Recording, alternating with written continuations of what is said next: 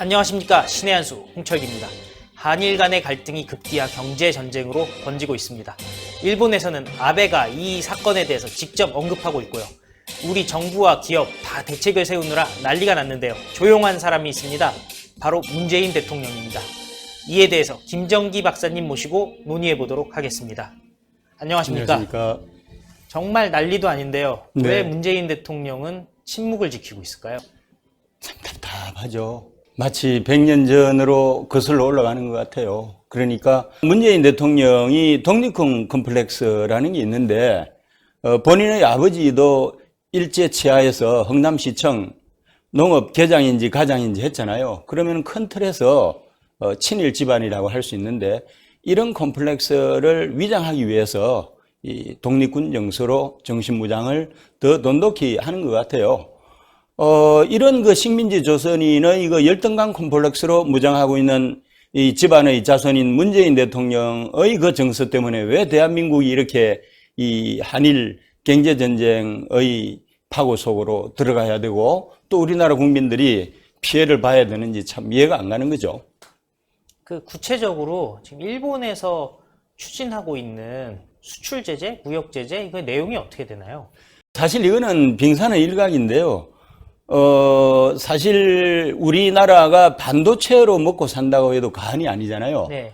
그런데 이제 그 반도체 자금률이 삼성이 거의 뭐 소재 부분에서는 한 50% 정도밖에 안 되고 장비 부분에서는 18% 정도밖에 안 돼요. 나머지는 다 일본하고 미국에 의존하는 그런 구조거든요. 그리 되니까 기본적으로 이런 제재를 받게 되면은 이 삼성이나 LG가 생산을 지속적으로 하기가 어려울 정도죠. 예를 들면 이제 이 반도체라든지 아니면은 뭐 스마트폰 같은 데 들어가는 아주 핵심 부품들, 핵심 소재 3개를 가지고 그렸는데 그 분야에서 일본이 차지하는 시장 점유율이 작게는 70에서 많게는 90%까지니까 참 한심한 문재인 정부에서는 대체 파트너를 찾아봐야 된다, 뭐 지원하겠다. 그게 무슨 의미가 있어요?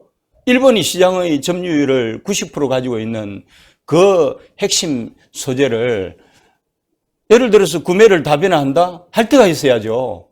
기술력이 일본 정도 받쳐주는 그런 업체들이 세계적으로 없습니다. 쉽지가 않아요. 그리고 핵심 소재는 하루아침에 한다고 해서 독립이 안 되거든요. 시간이 오래 걸립니다. 한일 간의 격차가 간단치가 않아요. 지금 미국의 핵우산 속에서 일본이 조용히 숨죽이고 있어서 그렇지 서방 경제권에서 세계 2위입니다. 그리고 일본은 제조 대국의 신화 창조를 썼던 역사가 우리나라보다 100년 앞서 있어요. 100년이나 앞서 있나요? 그렇죠. 1866년 메이지 유신하고 나서 세기 말에 일본이 말하자면은 그 제조 대국의 꿈을 이루게 되잖아요. 그러면서 그 경제력을 기반으로 해서 청일 전쟁 1895년, 러일 전쟁 1905년 세계의 슈퍼파워들을 차례로 무찌르잖아요. 이게 일본이었어요.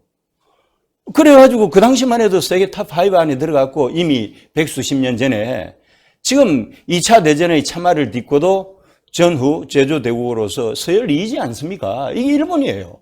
어느 날 갑자기 경제의 역사가 쓰여지는 게 아니고 그냥 간단하게 이야기하면은 노벨 화학상 수상자만 놓고 한번 보자고요. 8대 0입니다. 네. 일본은 8명이나 배출했어요. 우리는 제로입니다. 그래서 사실 첨단 산업에서는 핵심 부품, 핵심 소재가 상당히 중요하잖아요. 이게 하루아침에 되는 게 아니거든요. 일본이나 독일이나 미국 같은 데 기초가 탄탄하잖아요. 네. 그걸 하루아침에 못 잡습니다. 그래서 대한민국의 경제 독립, 삼성의 경제 독립, 그 쉬운 거 아니에요. 정부가 지속적으로 스포트를 하기도 해야 되겠지만 기업이 엄청난 투자를 하기도 해야 되겠지만은 사실 시간이 걸리는 거죠.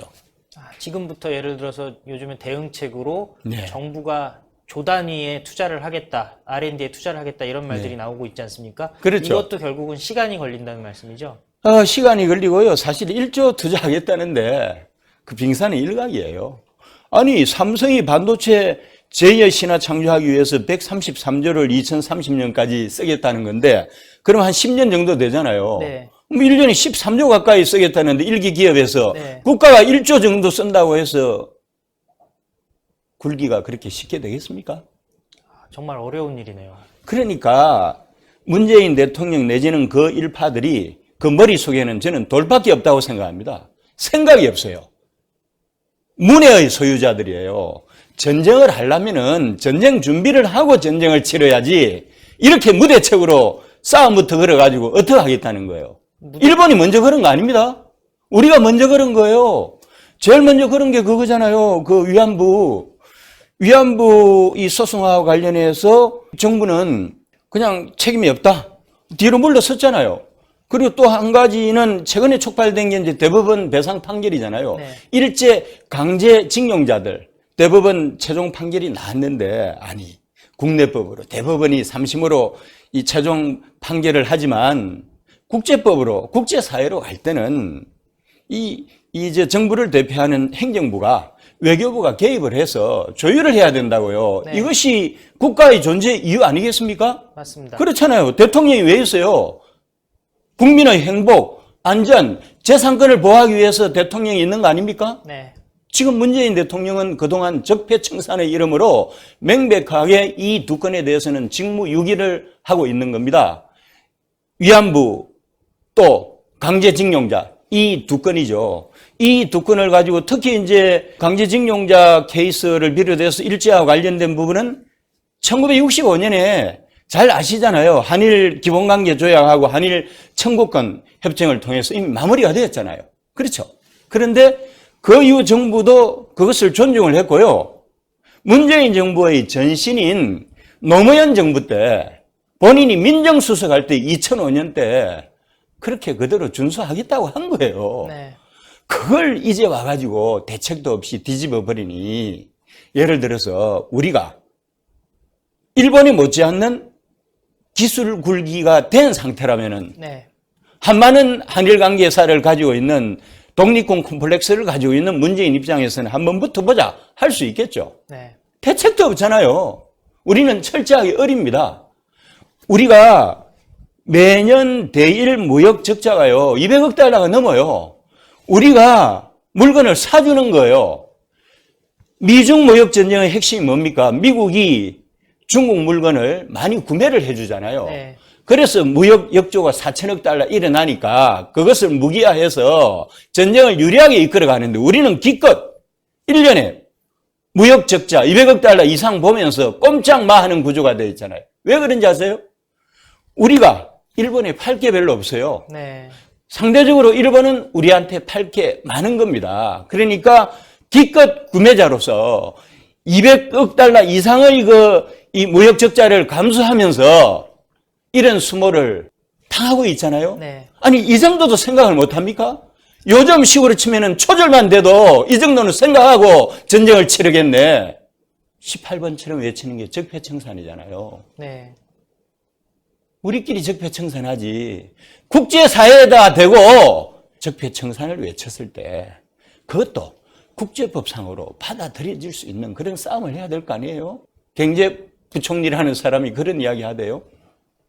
아이고 WTO에 제소하겠다. 네. 지금 일본이 수출 금지한 거예요? 아니잖아요. 우대 조치를 철폐한 거죠. 우대 조치를 철폐하겠다고 하면서 지켜보자는 거잖아요. 네. 그럼 협상의 여지를 둔 거거든요. WTO에 제소해봤자 이 경우는 백전백패입니다. 그리고 국제사회에서 우리 한국하고 일본하고 그 영향력이 적어도 몇십 대 1은 될 거예요. 국제사회는 전쟁터입니다. 네. 여기서 우리가 이길 것 같아요?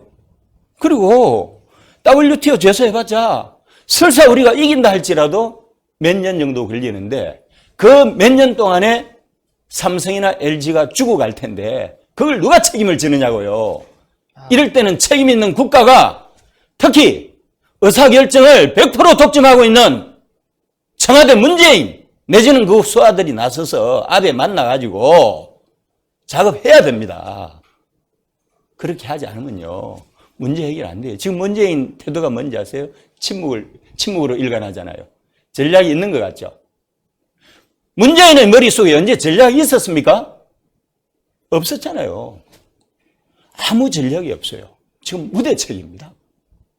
황당한 상황이라고 생각을 하겠지만은 불행하기도 문재인이 쓸 수 있는 카드가 하나도 없는 거예요. 그래서 침묵을 하고 있는 겁니다. 그런데 침묵을 하고 있으면은 상대를 더 화나게 하지 않겠습니까? 네. 더 화나게 하는 거예요. 일본이 왜 화가 났느냐? 옛날에 강제징용자 배상 판결을 났을 때 일본 기업들, 해당 전범 기업들, 미쓰비시를 비롯해서 그때 4명인가 해서 1억이니까 4억밖에 안 되잖아요. 네. 문제 해결을 하려고 했는데 아베가 문재인 정권 길들이기 차원에서 강수를 둔 거예요. 물론 자기 뭐 국내 정치 선거하고도 관련이 돼 있지만은 워낙 지금 문재인 정권이 국제적 맹화가 되면서 사회주의 정권화되고 있으니까 사실은 혼을 한번 내겠다는 그런 생각을 오래전부터 했겠죠. 네. 그렇잖아요. 이제 그렇게 이제 그런 와중에 이제 아베가 사실은 딱 던진 거죠.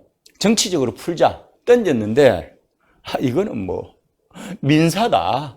사법부의 일이다. 상권분립이 존중되는 대한민국에서 행정부의 수장이 개입할 소지가 없다. 그거는 아니죠. 국내에서 해결이 되면은 좋지만은 국제사회로 가면은 정부가 개입을 해야죠. 행정부가 개입을 해서 외교부를 통해서 조율하는 작업을 해야지. 명백한 직무유기고 계속 이대로 방치하고 침묵으로 일관하면은 탄핵 사유가 된다고 생각합니다. 굉장히 세게 나오셨는데요. 너무 답답해서 하는 이야기예요. 그러니까 아니 전들 일본이 좋겠어요?